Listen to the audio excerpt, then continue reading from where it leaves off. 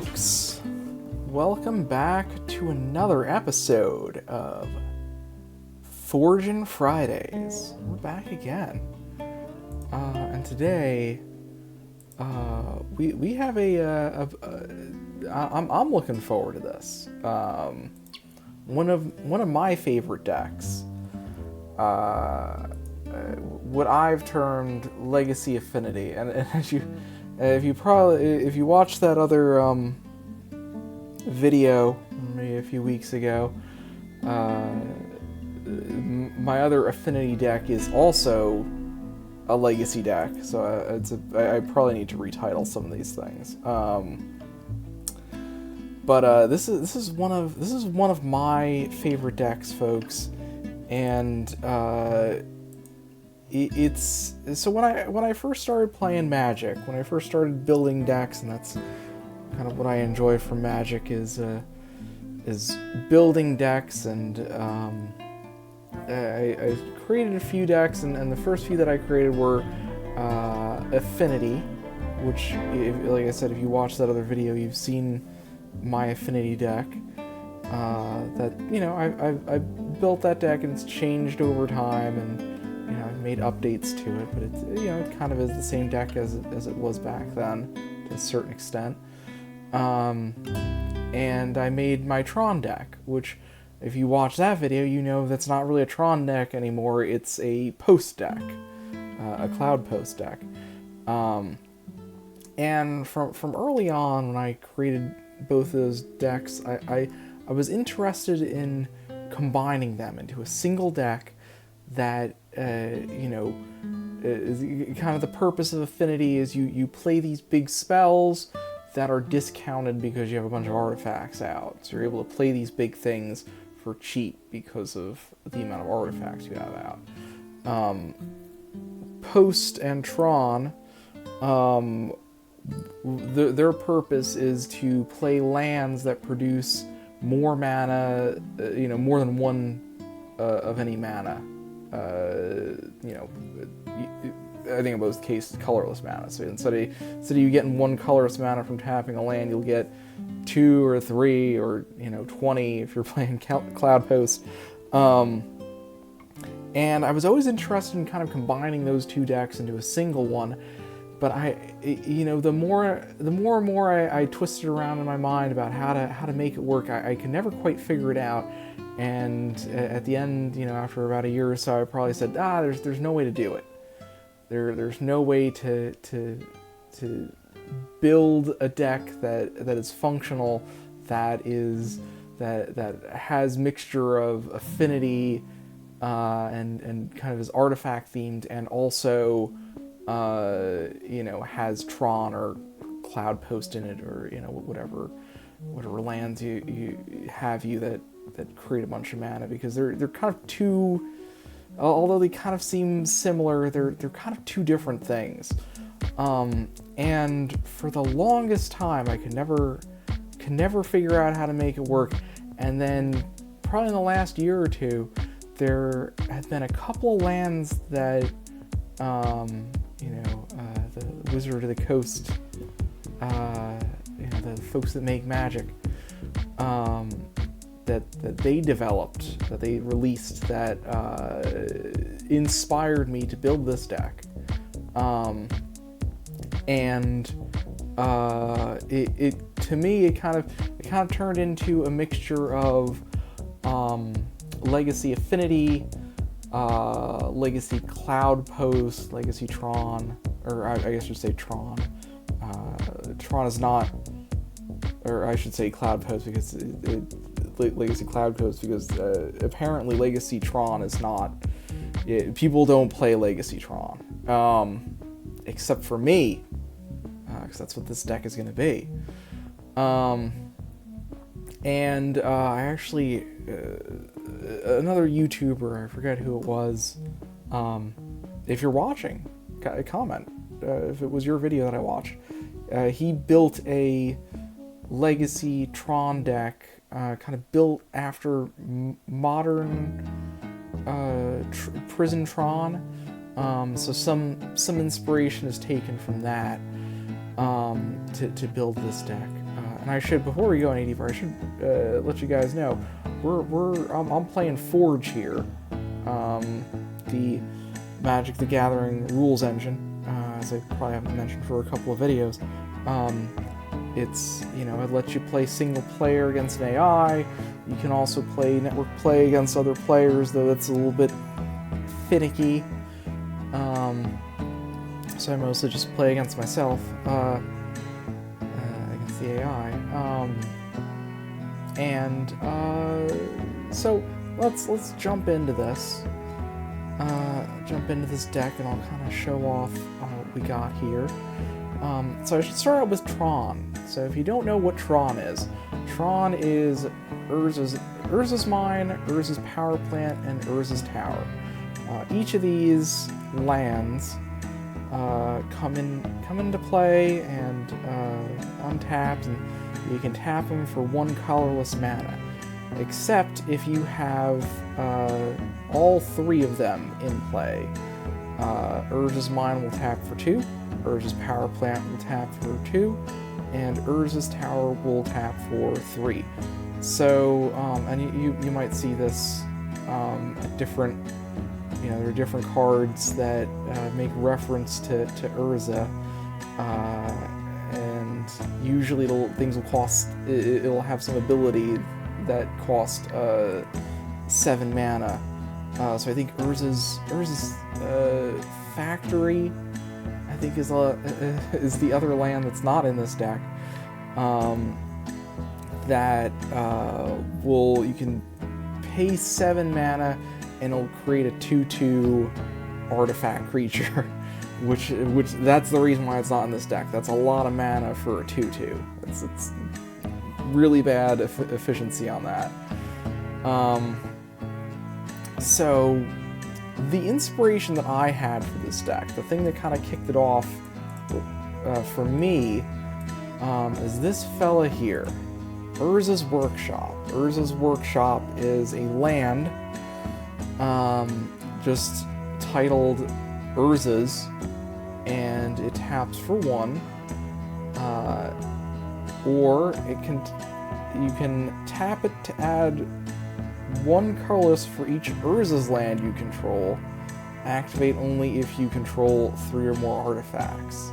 And that was kind of the inspiration for this deck. That finally gave me the inspiration to put this thing together, because this is a card that acts like Cloudpost, in that if you have a bunch of Urza's lands, if you have Tron out, or you have other Urza's lands, you can get a Cloudpost-like effect of 1 mana for each of those. Or and the other part of it is you have to have 3 artifacts. So it to me that was the merger of the Affinity deck that I had and the Tron Cloudpost deck that I had. Was okay, this card cares about artifacts. You have to have artifacts, 3 artifacts to activate it for its main ability, but it acts like a Cloudpost in that it taps for a ton of mana. So that was really the inspiration for this deck. If this wasn't printed, I don't think I would have built this deck. And once I started building it, though, the card that I found really was the key card that made this deck actually work.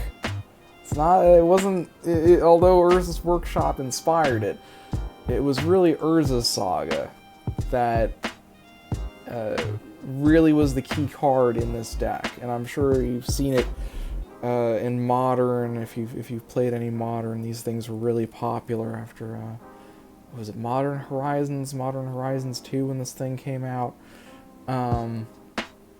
So Urza's Saga is an enchantment land. It's an Urza's Saga, so it's an Urza land. It counts for Urza's Workshop. And when it first comes in, it taps for 1, just like the rest of the Urza's lands. Then your second turn, it gains pay 2 and tap to create a 0/0 colorless construct artifact creature token with this creature gets +1/+1 for each artifact you control. That's really the major ability of Urza Saga. You can, especially in this deck that is partially Affinity, partially Tron, if you can, you want a bunch of small artifacts for Urza's Workshop to activate it, but then that also pumps these construct artifact creature tokens and makes them huge. And due to the way the rules work, once it gets 2 counters on it, during that turn you activate it for the construct. Next turn it untaps and it gets its 3rd counter. But in that intervening time, when it's untapped, you can create a 2nd construct off of it. And I will always try to create 2 constructs off of Urza Saga. They're so useful. They get so big. They're kind of critical. I wouldn't say 100% critical, but having I generally won't. If I only have 2 lands in hand, and no expectation of getting a 3rd one the next turn, I won't play Urza Saga. I'll hold the Urza Saga. If I have a power plant and a Saga, I'll play the power plant 1st turn, 2nd turn. If I don't get another land, I'll actually hold the Saga because I want to get 2 activations. I want to get 2 constructs off of it. I will hold it until I get the 3rd land so that I have the 2 mana to activate it. But if you're turn 2, you can play Urza Saga if you happen to have another a tower or workshop in hand, and you can play it on your 3rd turn. You can this will get the 2nd counter on it. Then you can play your workshop and tap it to tap that and your power plant or whatever to then create your construct when it gets to 2. Now when it gets to 3, it gets search your library for an artifact card with mana it costs 0 or 1, put it onto the battlefield, and then shuffle. So that's the other major effect of Urza Saga, and another thing that makes this deck work. Because you have all these small little artifacts to pump up your construct, you have them to activate Urza's Workshop, and you can grab them with Urza Saga. Unfortunately, at the end of Urza Saga, once you hit the 3rd one and it grabs a 0 or 1 artifact, it goes to the graveyard, so you lose your Urza Saga. But the great thing about Urza Saga, like I said, it can go grab an artifact. Well, if you're strapped for mana and you don't have another land, and you really only had 2 of them, and now you only have 2 of them after you've lost your Saga, after you should have activated it twice to get those constructs. So you'll have 2 tap lands. Go grab a Mox Opal, which is a 0 mana artifact. It's legendary, so you can have more than 1, but I only run 1 in this deck. 1 because it's very expensive, and number 2 because we can only have 1 in play at a time. And this deck, we do have a way of getting it out of the graveyard if you were to legend rule it, but not really worth it. So Mox Opal has Metalcraft, so it has tap, add 1 mana of any color, activate this ability only if you control 3 or more artifacts. So that's you should already have had, you already have your 2 constructs after Urza Saga. you go and grab your Mox Opal, that's your third. So, you know, generally your best case scenario here, by turn, you know, what, 2, or by turn 3,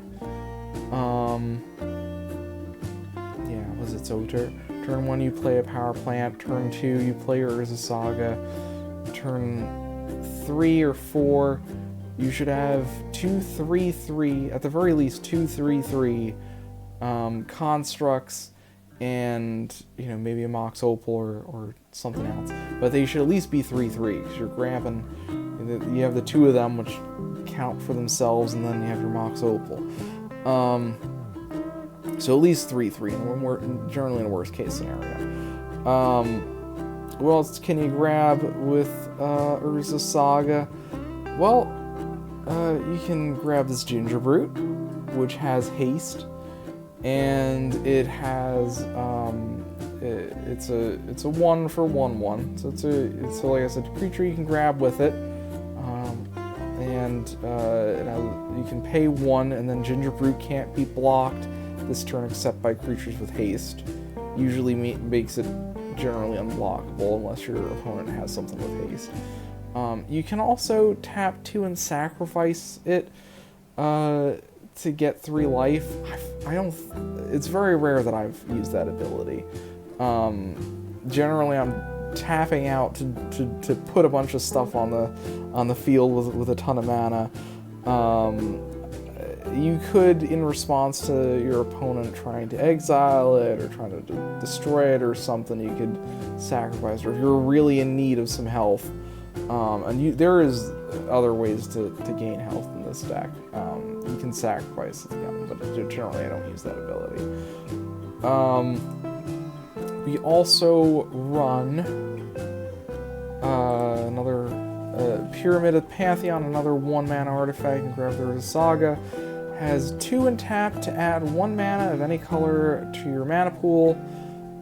Put a brick counter on Pyramid of the Pantheon. You can also tap and add 3 mana of any 1 color to your mana pool. Activate this ability only if there are 3 or more brick counters on Pyramid of the Pantheon. It's good for mana fixing. We do have a couple of colored artifacts and creatures. A couple of things that need either blue or white mana in here. Well, I guess you could see you also got one with green. And you can use Pyramid of the Pantheon to get that colored mana, as with Mox Opal. But if you're maybe a little bit mana strapped and you got those 2 lands and you haven't gotten your 3rd one for whatever reason, you can start tapping it turn after turn to, you know, pay 2, tap it, add a brick counter. You do 1 because it's 2 and you generate a mana off of that. It's mana negative. You lose 1 mana off of it, but then after 3 turns, it's tapping for 3. So a large boost in mana after that. Colored mana even. So you can grab that. You'd also grab. Let's see, I think we have Retrofitter Foundry here.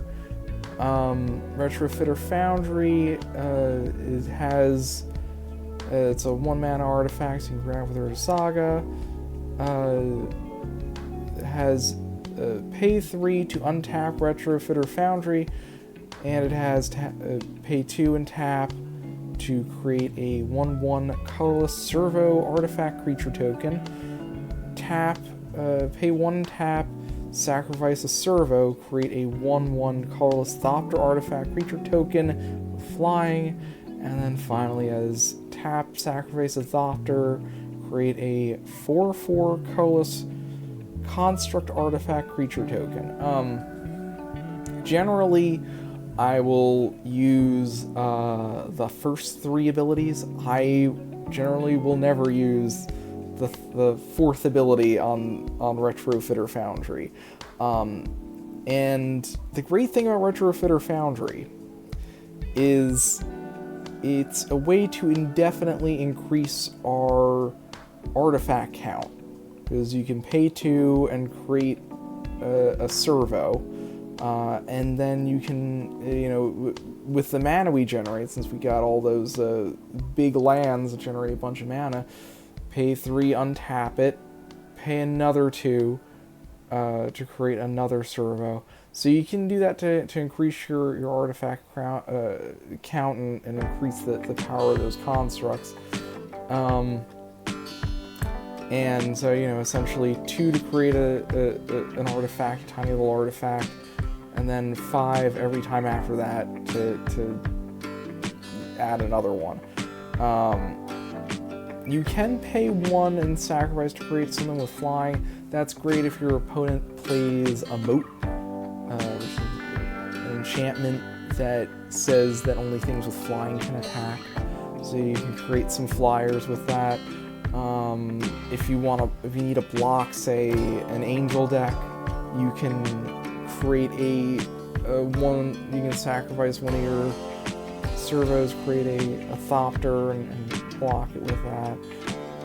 The third ability, though, to sacrifice a flying Thopter and get a non-flying 4/4, I'd be really happy if that last ability was a similar to the Urza Saga constructs that get +1/+1 for each artifact we have. I'd probably use that a lot, but because it's just a 4/4, it doesn't fly, it doesn't have any kind of special thing to it. It's almost never worth it to do that. Unless, say, I guess if you're blocking with a servo and it's gonna die to a block, you can tap Retrofitter Foundry at instant speed and destroy that Thopter to create a construct after it's declared as a blocker. It will still block, it just then you'll just have a construct, a 4/4. Alright, what else? I know this is a bit of a complex deck.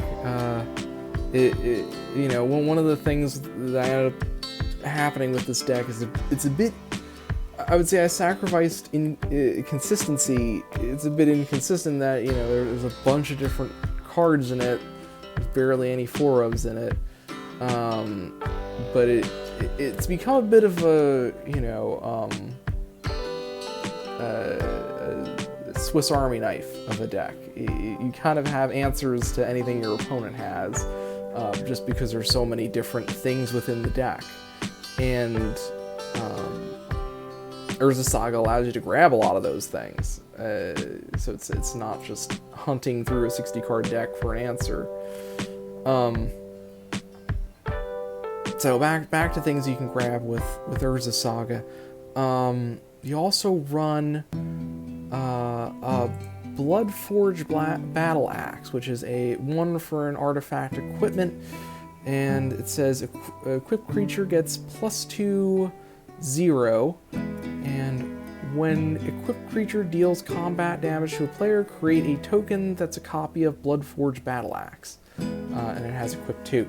So you can grab your Bloodforged Battle-Axe with Urza Saga, attach it to one of your constructs, and if it gets in, and you see we have ways of giving trample, flying, and things like that, you send your creature and it hits, then suddenly you have another Bloodforged Battle-Axe, and it increases the size of those constructs.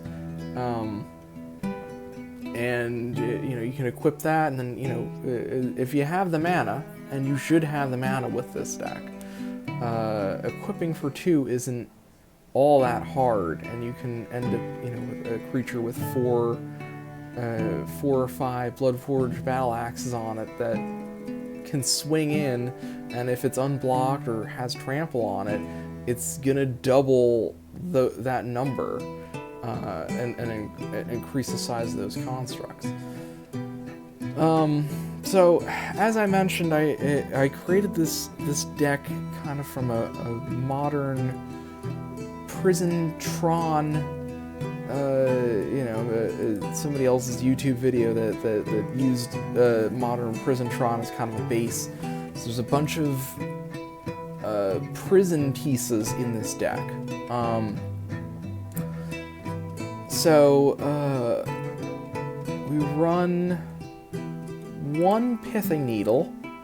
Once again, is 1 mana, so you can grab with Urza Saga, and it has, as Pithing Needle enters the battlefield, choose a card name. Activated abilities of the source with the chosen name can't be activated unless they're mana abilities.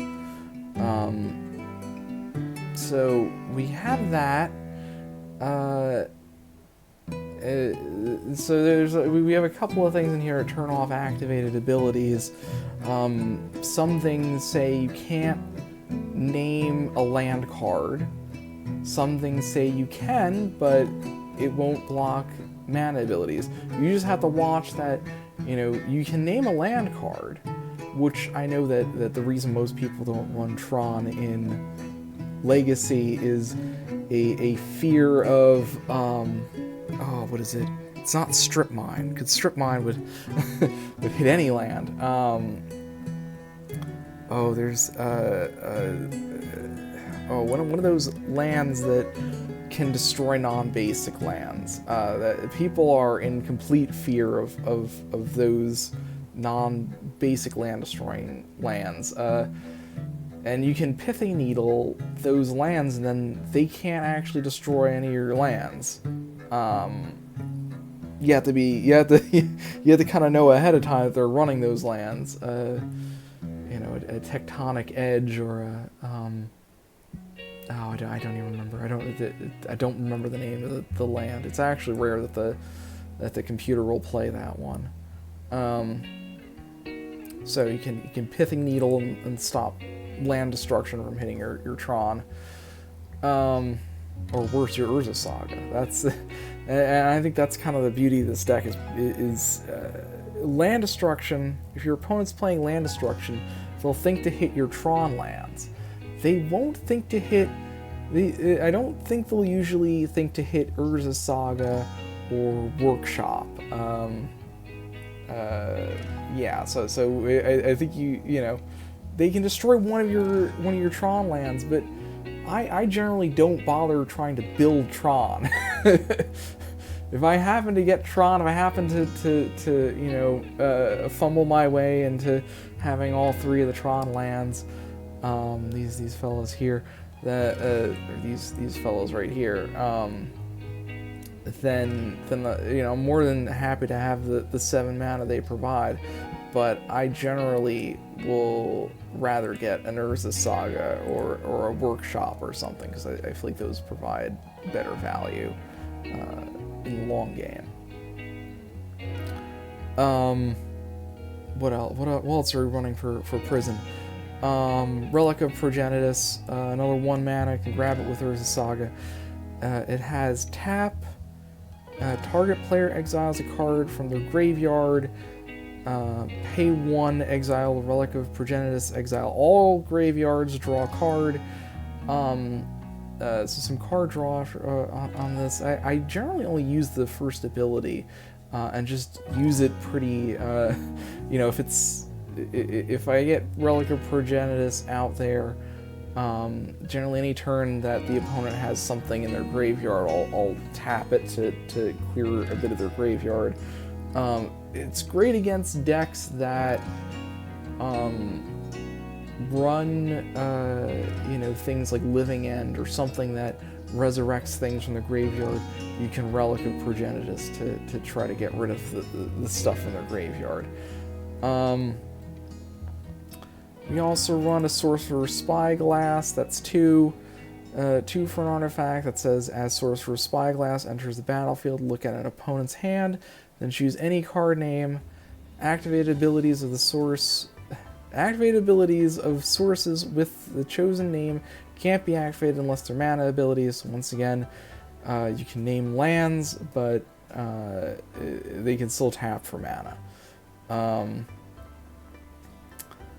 But they can't use their special ability. But don't, you know, I think, you know, Spyglass and Pithing Needle don't name a Mox, because those Mox will still be able to tap for mana. So what else do we have? We run 2 Stone Brains. That's 2 for a legendary artifact. That's pay 2 and tap, exile the Stone Brain. Choose a card name. Search target opponent's graveyard, hand, and library for up to 4 cards with that name and exile them. That player shuffles and then draws a card for each card exiled from their hand this way. Activate only as a sorcery. So that's great if you're playing against, say, a combo player and they have, you know, 1 key card that they're going to use to, you know, combo off. You can, assuming you have 4 mana, you can play Stone Brain, sack it immediately, and, you know, or maybe you play it turn 2, and then turn 3 you sacrifice it, and clear them of that target, clear them of that, that combo piece. I can tell you the real hoser for this deck, the thing that kind of destroys it, Back to Basics, which is an enchantment that says that non-basic lands don't untap during the untap phase. So I would say if you happen to have Stone Brain and you suspect that your opponent might happen to have Back to Basics, Stone Brain the Back to Basics. Get rid of them. You really don't want to play against that. We also have Haywire Mite. 1 mana, so you can grab with Urza Saga. It's an artifact creature. It's 1/1, and when it dies, you get 2 life. Some life gain there. And you can pay a green, sacrifice it, exile a non-creature artifact or non-creature enchantment that can hit Back to Basics. A Blood Moon. I would say Blood Moon isn't as bad as a Back to Basics. You can still operate, you know, even if your Tron lands, or I think it might kill Urza Saga, if I recall correctly. But a Blood Moon or a Magus of the, I mean, I guess this won't hit Magus of the Moon, but Blood Moon Back to Basics, assuming one of those are in play, and you maybe Stone Brain away the rest. Assuming you have, say, you know, you have your Mox Opal, or you have enough mana to activate your Pyramid, you can sacrifice Haywire Mite and take out that enchantment. So pretty nifty in that regard. We also run 1 Ethersworn Canonist. That's 1 and a white for an artifact creature. 2/2 that has each player who has cast a non-artifact spell this turn can't cast an additional non-artifact spell. Well, in this entire deck, we only have 1 non-artifact spell. So, an Ethersworn Canonist, even though it is bi-directional, even though it applies to both us and our opponent in that regard, that we're you know, it's not really going to affect us because we mostly just run artifacts. So we have that. We have we run 2 Phyrexian Revokers. That's 2 for a 2/1 artifact creature that has, as Phyrexian Revoker enters the battlefield, choose a non-land card name. Activated abilities of sources with the chosen name can't be activated. So you can name artifacts, and those artifacts won't be able to tap for mana anymore. You could hose a Black Lotus, and that Black Lotus can't actually be activated. It just sits there. unlikely you would get this out in time to be able to do that, but there you go. I'm gonna run 2 of those. We also run a Spellskite. That's 2 for an artifact creature, a 0/4. That you can pay 1 blue Phyrexian, which is either 1 blue or 2 life. Change the target of target spell or ability to Spellskite, if it's a valid target for that spell or ability. So that's I think I mentioned this in one of the other videos I did. You can actually run, if you're running Spellskite against a deck that plans to pump one of their creatures with a lot of enchantments, say a Boggles deck, you can change all of their enchantments to target your Spellskite and pump your Spellskite instead of their Boggle. So I did win a match against a computer like that. We also run a Walking Ballista. So this is actually, depending on how you build the deck, you might run 4 Walking Ballistas and have that be a win condition. I think in modern Prison-tron, Walking Ballista is kind of the end point of the deck. You want to lock your opponent out of playing anything or doing anything, or running some ensnaring bridges which prevent creatures from attacking generally, and then just pump up your Walking Ballista, and then well, I should go over the abilities here. So it comes in as 0/0, and it gets a +1/+1 counter for each of the basically each 2 mana that you spend on it, because it is XX. You can put additional counters on it by paying 4. So you pay 4, put a 1/1 counter on Walking Ballista, remove a 1/1 counter from Walking Ballista, it deals 1 damage to any target. So you can use this to, have a bunch of mana, play a giant Walking Ballista, and then ping down your opponent. Or, over turn to turn, pump it up more and more, ping down their creatures, ping down the enemy with it, and keep buffing it. So that's one way that you could play this deck. Run a bunch of Ensnaring Bridges, a bunch of Chalice of the Voids. I don't have any of those. I didn't really want to build this deck that way.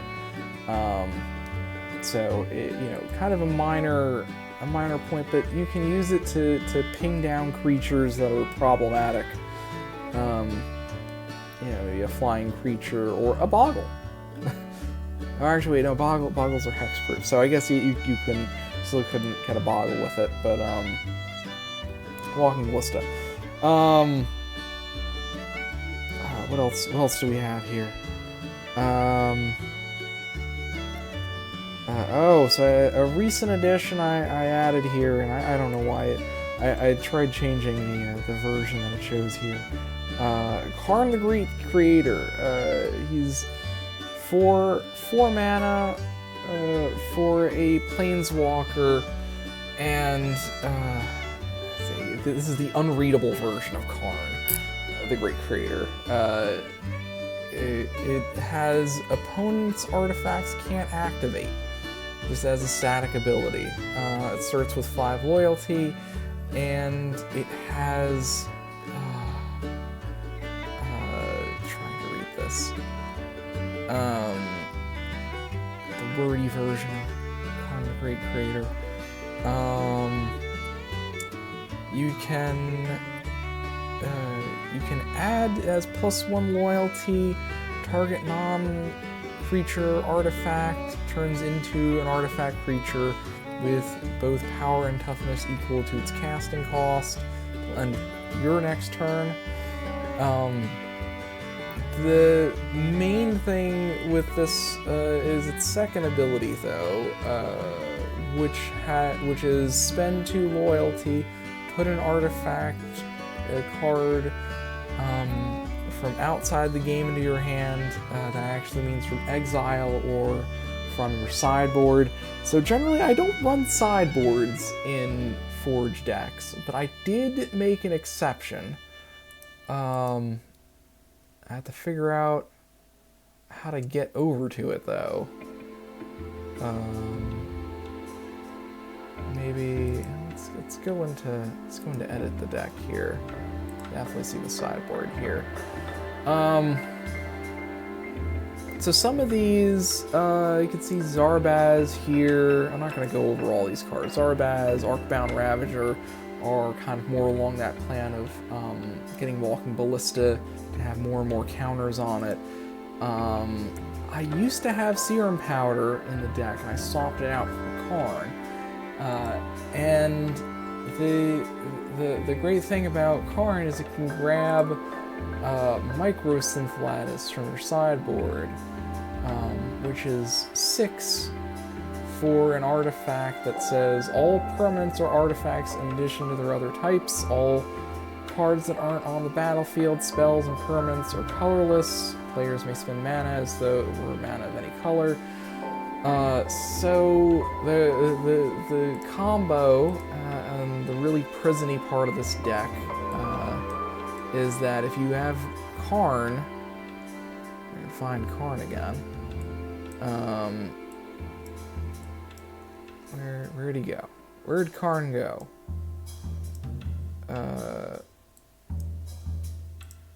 If you have Karn here, he says opponent's artifacts can't activate. And if you get Mycosynth Lattice onto the field, all of their things turn into artifacts. So that means they can't tap their lands. They can't tap their creatures or other artifacts. All they can really do once you get Karn the Great Creator and Mycosynth Lattice onto the field is attack or block with the creatures they already have on the field. So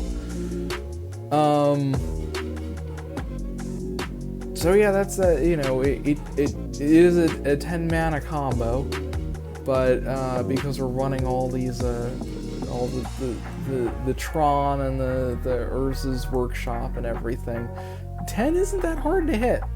And you could always, if you have the blockers and you have the protection and everything, you could play Karn on one turn, go and fetch your Mycosynth Lattice, and then the next turn play the Mycosynth Lattice for 6. Otherwise, 4 for Karn, and then 6, so 10 in total to really lock your opponent out of the game. Okay. So I know we're going through a lot here. Like I said, this is a complex deck, but once again, I really enjoy playing this deck. I had a lot of fun building it. So what do we have for draw? We have 2 Mystic Forges, which are 4 for an artifact. It says you may look at the top card of your library at any time. You may cast artifact spells and colorless spells from the top of your library. Tap and pay 1 life, exile the top card of your library. I generally won't exile, partially because a lot of our deck is artifacts. And when it's not an artifact, it's probably a land. I'll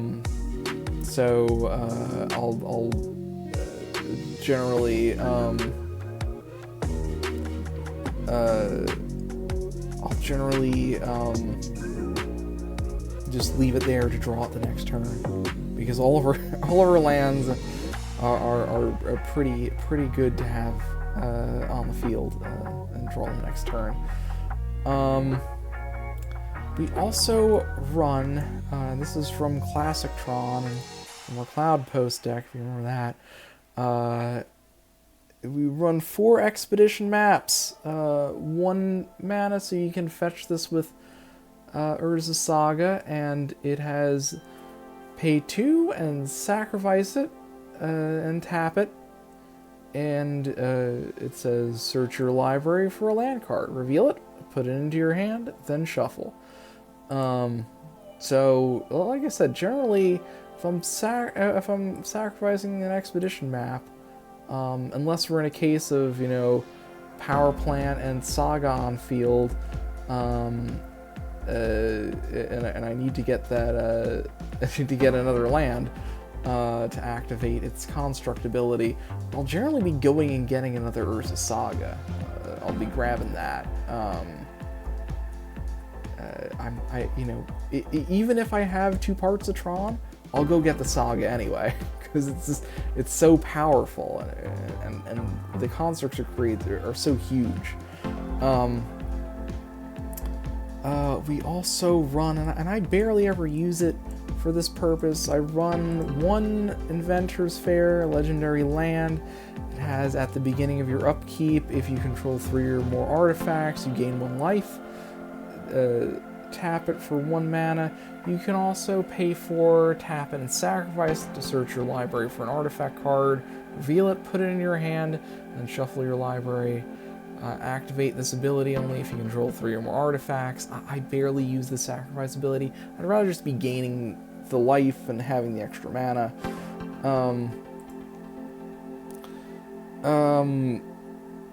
What else do we have here?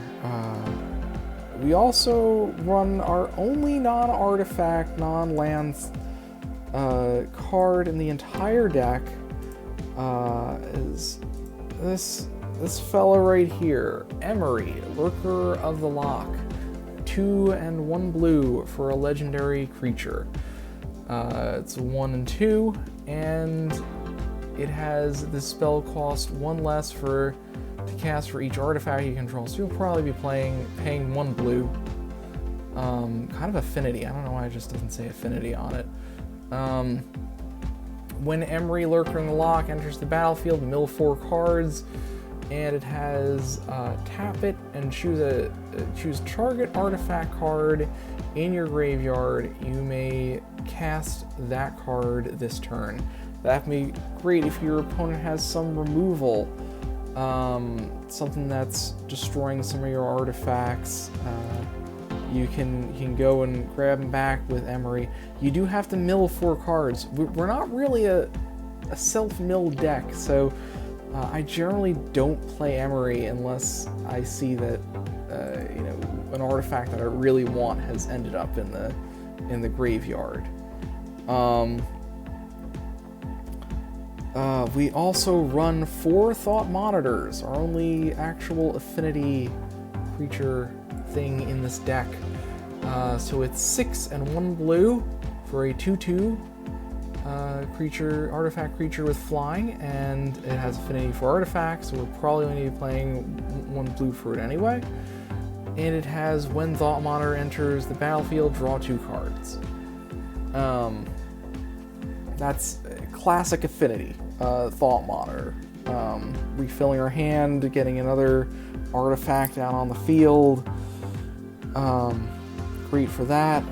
We do, as far as other artifact things we have that can get us where we need with Urza's Saga, with the constructs, and Urza's Workshop and all of that.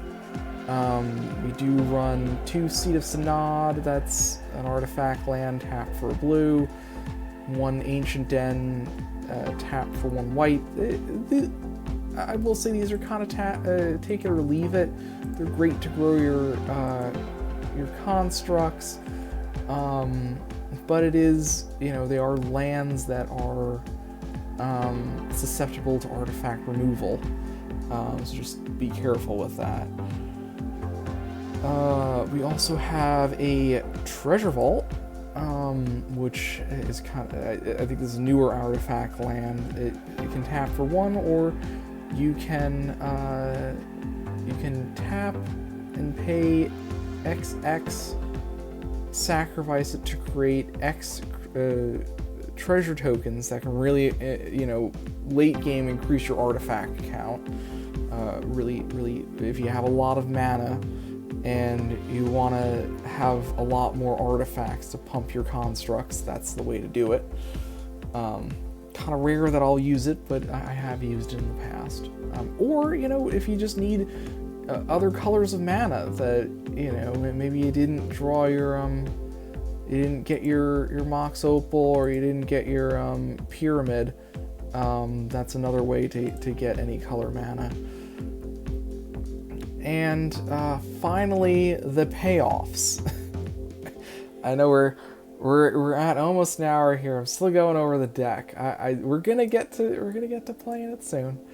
We're at this is the last section, the payoffs here. I was surprised about this one. I had not heard about this card. I haven't seen it played very widely, and it's pretty cheap. Stonecoil Serpent, and it's X. It's pay X for a 0/0 artifact creature. I'll go over the second ability first here. Stonecoil Serpent enters the battlefield with X/1/1 counters on it. So it's, you know, pay 10 mana, get a 10/10. It also has Reach, Trample, and Protection from Multicolored. Protection from Multicolored I never really notice, because the opponent just can't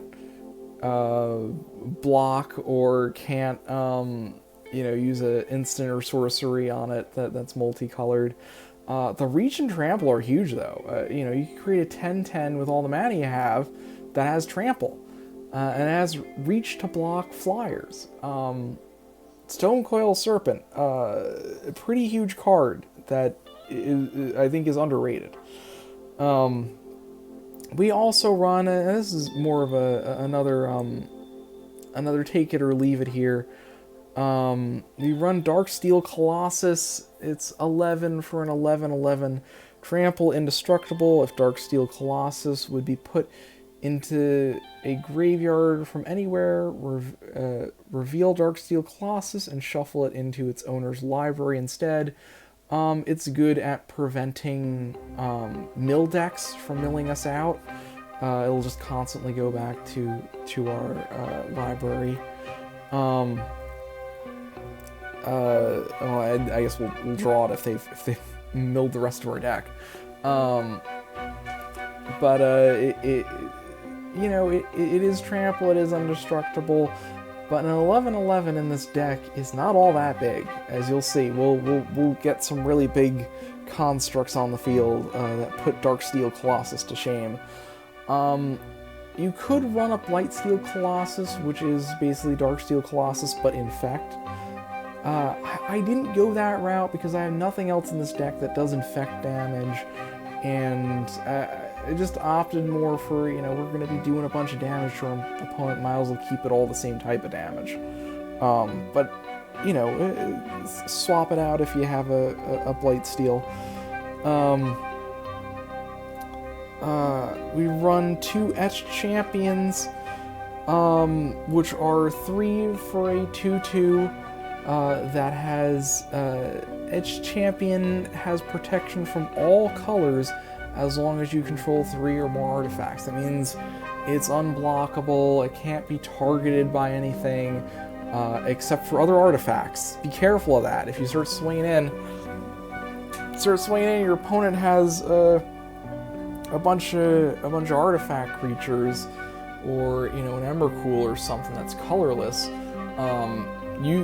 They can block your Etched Champion and it won't do much anything.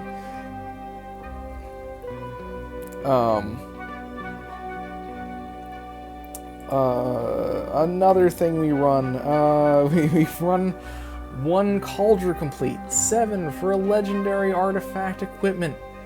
It's a living weapon, which means when it comes in, it attaches to a, I want to say it's a 0/0 Phyrexian Mite. So it just, I think it's black also, so if that matters at all.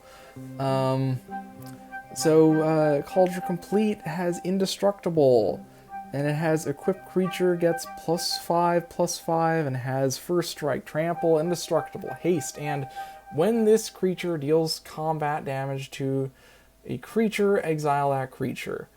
And it's equipped for 7, so you can move it from that Mite to something else. Maybe a construct. That's really huge. As a way of giving those constructs trample, indestructible, and everything else. You could also potentially run the different Kaldra, the sword. Is it sword? I'll say sword, helmet, and shield, or something like that.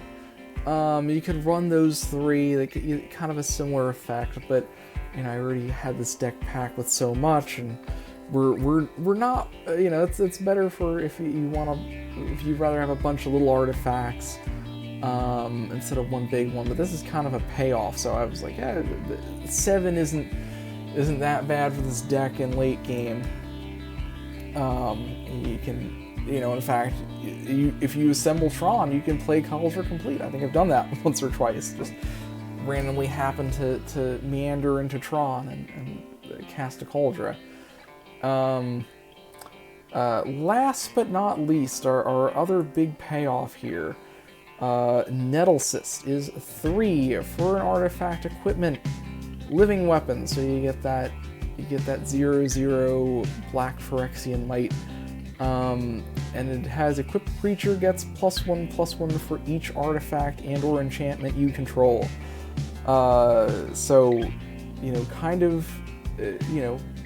of an additional construct, 3 additional constructs that we can get on the field. So with that, folks, we've gone over the whole deck.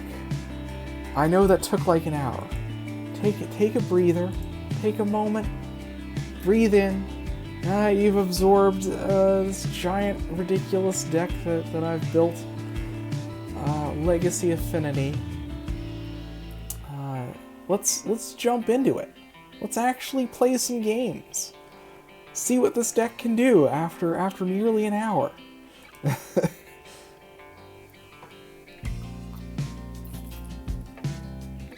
Okay, this is looking pretty good. We got a couple of artifact lands, one of them being blue. We could play our Thoughtcast. We got our Urza Saga. This is looking really good. 3 different artifact lands. So let's keep it. Turn 1, and a Karn. Let's start out with Treasure Vault. And that's all we're gonna play.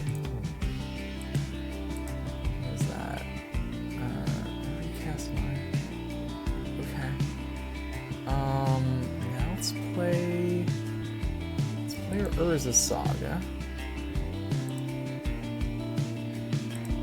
Okay. Nothing actually. I could have Stonecoil Serpent for 2 if I really cared. But I'd rather hold our Stonecoil Serpent. Ooh, got another one now. But now we're on our construct plan. So let's start getting these constructs out. So that's our first construct, a nice 3/3.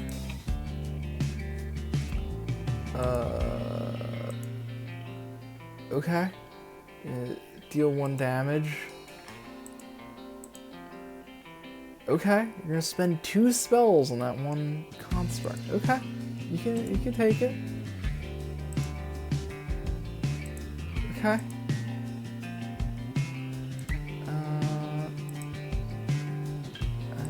Here's where we can get our other construct, and I think we'll go get a Shadowspear. So Shadowspear gives trample and lifelink.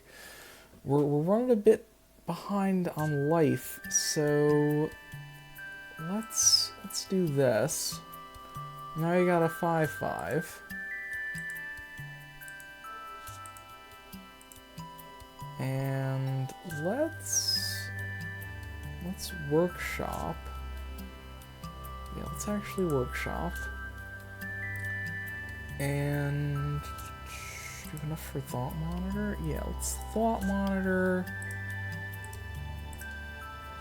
Ooh, another Thought Monitor. Mystic Forge. Well, let's give this thing Trample and Lifelink.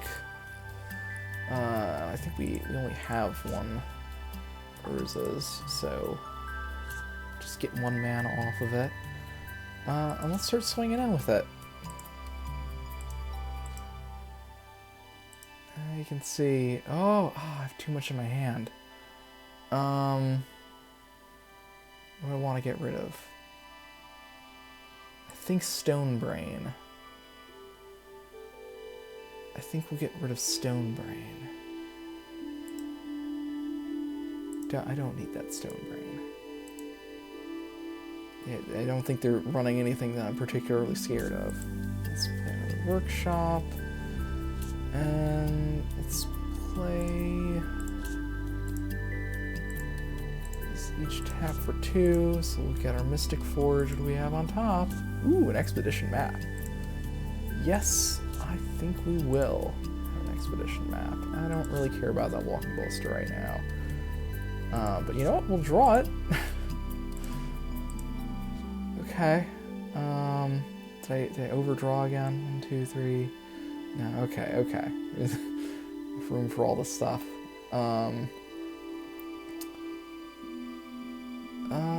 Actually, what's on top now? Spyglass, we don't have enough to actually activate it. We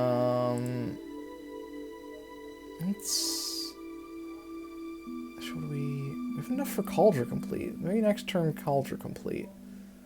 But we'll swipe in protection for multicolored. Okay.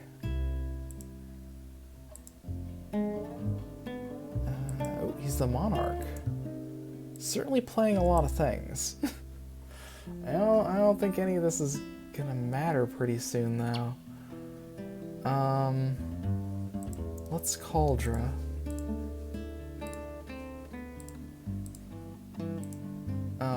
That's the great thing about this deck is kind of, you know... Oh, did I not have enough? Is that not 7? 4, 5, 6... Are one of these things... Spectre... What am I missing here? Did I tap all that and it didn't actually pay for Kaldra? Weird. Okay. Okay. We'll swipe in with everything. Why not? Yeah, let's get rid of this guy. Get rid of this guy. I don't know if we'll die this turn, but it's getting pretty close. And I'm the Monarch now. Yay.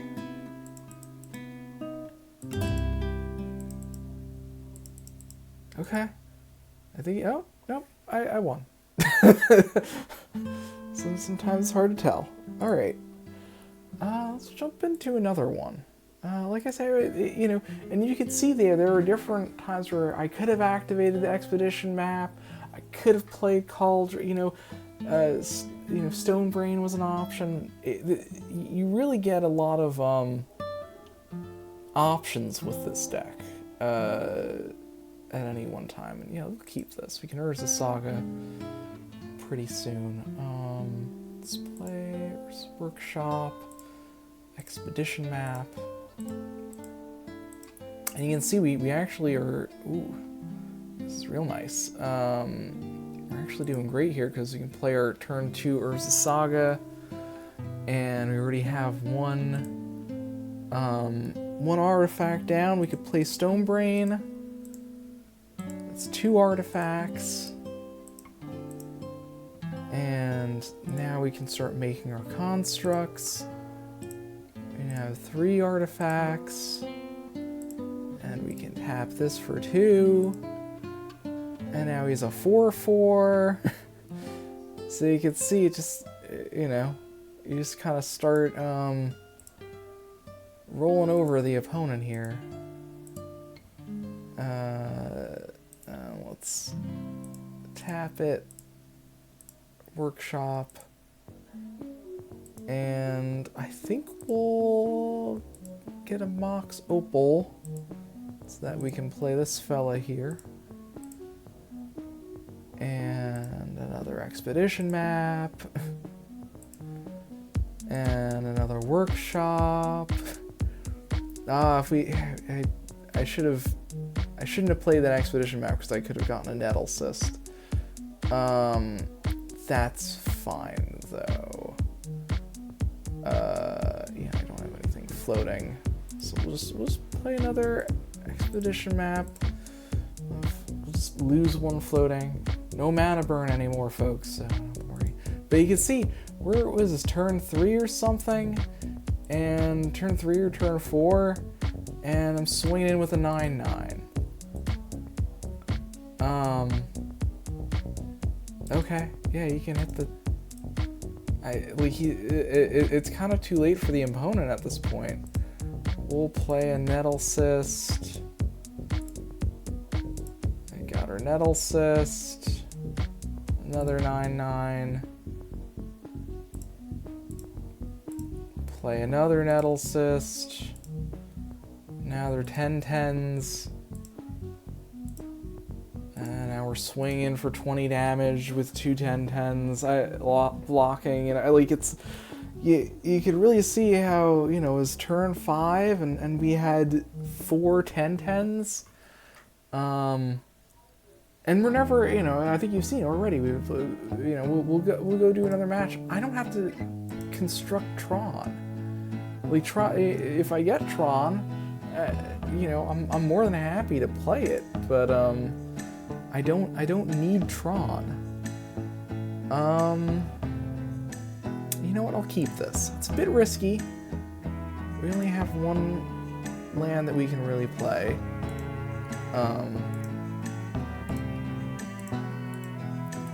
But you can see I'm in that mode of okay, we have an expedition map, so certainly next turn I can play the Saga.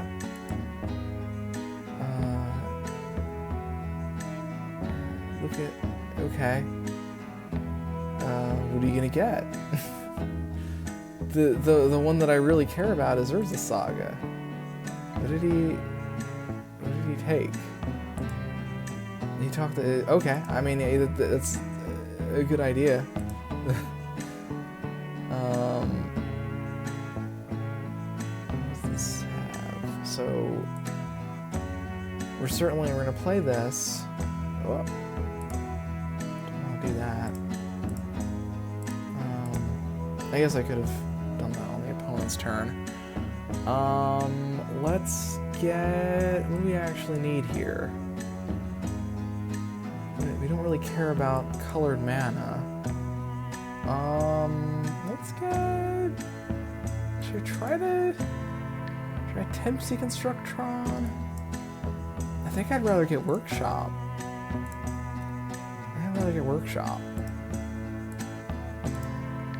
Okay.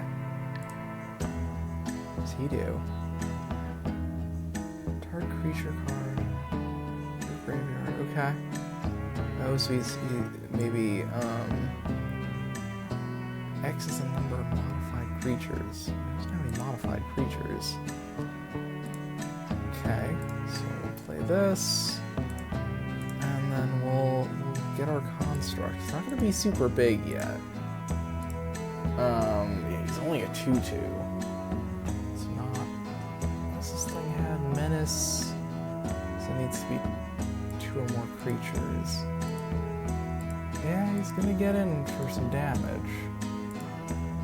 Okay. We still don't have enough to activate Metalcraft on the workshop. But now we do. Let's go get...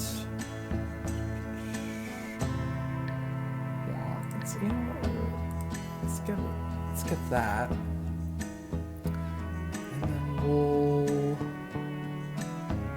Let's play Shadowspear. So now we got 5/5s.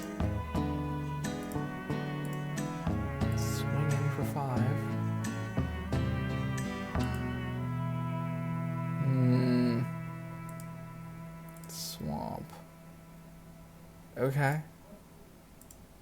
So we're getting a bit low here. Bit concerning. Let's do this. Let's... Oh, we don't have enough for... Okay. What's the best way to do this? So I do have to attach this. I do want to attach this. So I have to have... So I have to save 2 for that. Let's play... None of these have abilities.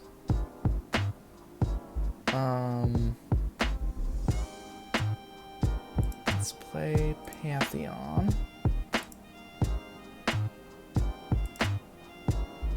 And we'll play Stone Brain. Anything I need to worry about in his graveyard? Yeah. Target creature card. He doesn't even have creature cards in his graveyard.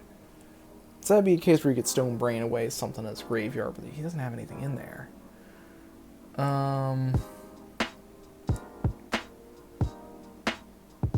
Let's Shadowspear. I need to do that. And we'll Thought Monitor. Ooh, Nettlecyst. Swing in, Construct unblocked. So you can see just that 8/8 lifelink trample has swung the game completely around. Yeah, go ahead, hit me. Don't care. What does this thing have? Just dies, but a 1/1. Okay. Let's play this Treasure Vault. And Nettlecyst.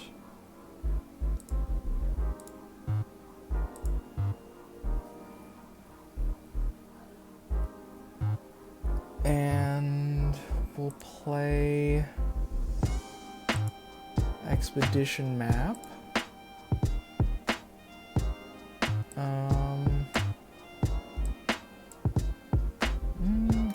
Expedition Map. I already played a land, right? Yeah, so I don't want an Expedition Map. Let's just Retrofitter Foundry. Okay, so we have a...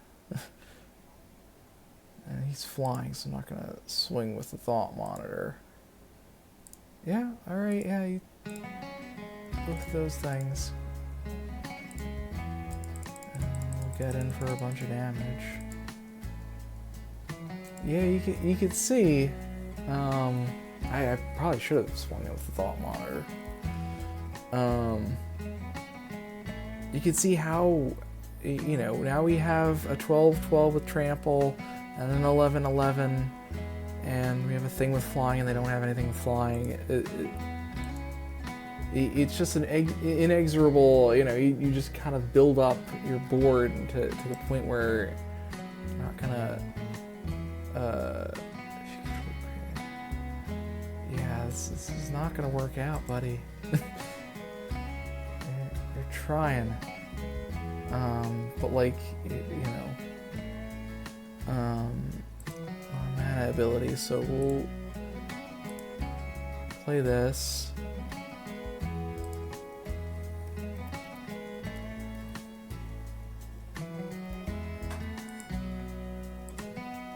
Play it on the Mind Worker, now the Mind Worker can't even sacrifice for 1 life.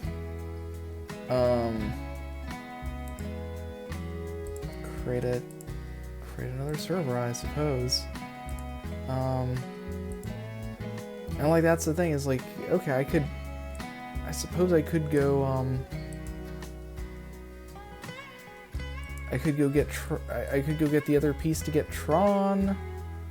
And the game is mostly over at this point. I guess I could, yeah, but then see if I sacrifice this, then this goes down by 1.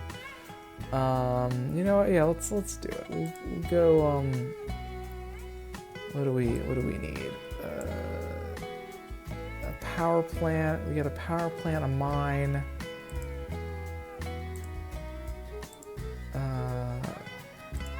What do we need? The tower. We go get the tower. 3 extra mana. Let's play this for 4 to up our count. There you go. And we'll just, he doesn't have any flyers. We'll swing with Thought Monitor. Swing in with all that. I don't think you're gonna make it out of this one.